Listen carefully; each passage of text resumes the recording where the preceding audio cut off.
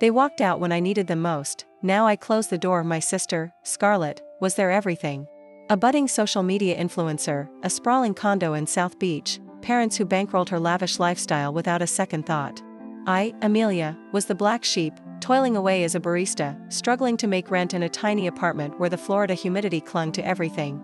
Every family gathering was a public spectacle of their pride in Scarlett and their barely concealed disappointment in me. The night of my college graduation, the one I'd scrimped and worked 3 jobs to pay for myself, was the night I truly broke. Scarlett arrived in a rented stretch limo, her custom-made gown shimmering with sequins, outshining every other graduate.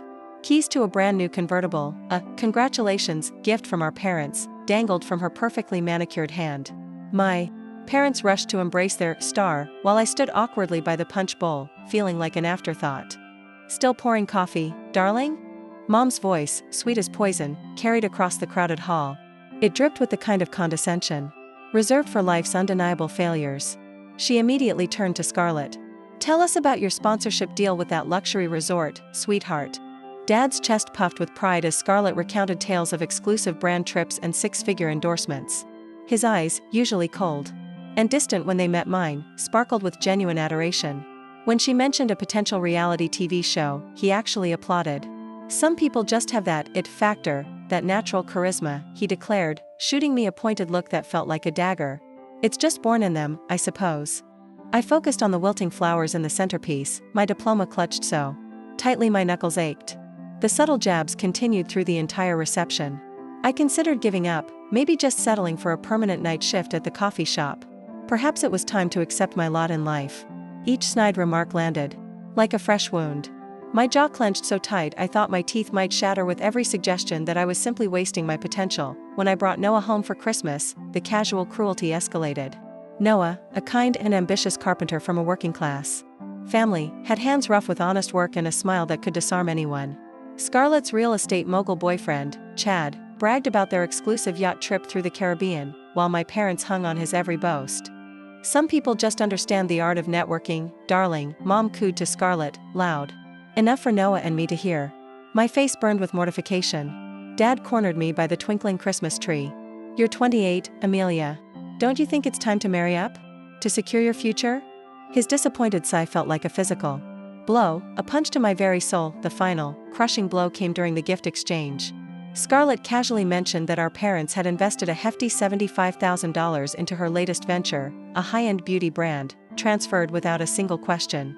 Just 8 months earlier, I desperately asked for a $1,000 loan to cover emergency medical bills after a sudden illness, and I'd received a brutal lecture about financial foresight and personal responsibility. "We believe in nurturing proven success, Amelia," Dad explained, his words cutting deeper than any blade. I excused myself to the bathroom, staring at my reflection, eyes burning with unshed tears.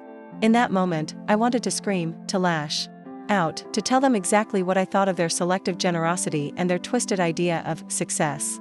Instead, I splashed icy water on my face, took a shuddering breath, and returned to endure the rest of their meticulously staged family drama. 3 weeks later, fate dealt its hand, revealing a truth more shocking than any fiction. While working my evening shift at the upscale hotel lobby cafe, a familiar face caught my eye at a secluded table.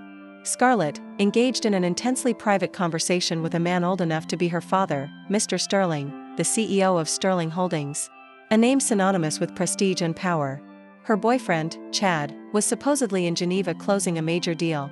My blood ran cold as I watched her slip a sleek, unmarked USB drive across the polished mahogany table. The glint of Mr. Sterling's wedding band caught the ambient light as he discreetly pocketed it. My hands shook so badly serving their lattes, I almost dropped the tray. This wasn't a business meeting. This was something far darker.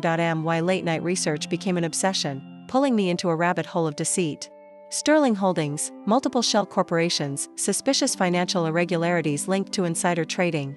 A series of hushed, encrypted calls and burner phone records I found on a discarded tablet of Scarlett's, left behind during a rushed visit home. The sinister pattern emerged like a venom spreading through clear water. My influencer sister was a blackmailer, a corporate spy. She had been seducing high-profile executives, covertly recording their compromising moments, and then extorting them for millions in consulting fees or insider information. Every glittering endorsement, every successful brand deal our parents Had celebrated, was built on ruined careers, shattered reputations, and shattered trust. The evidence was overwhelming. Dozens of meticulously documented illicit transactions, systematically recorded threats, a vast network of corporate espionage that had built her entire glamorous career.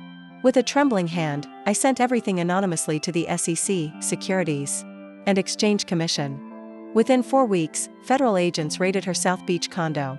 Headlines screamed, "Social media darling exposed, Sterling Holdings CEO implicated in insider trading scandal, influencer faces corporate espionage charges." She was stripped of all endorsements, banned from public platforms, her luxury condo seized, her assets frozen.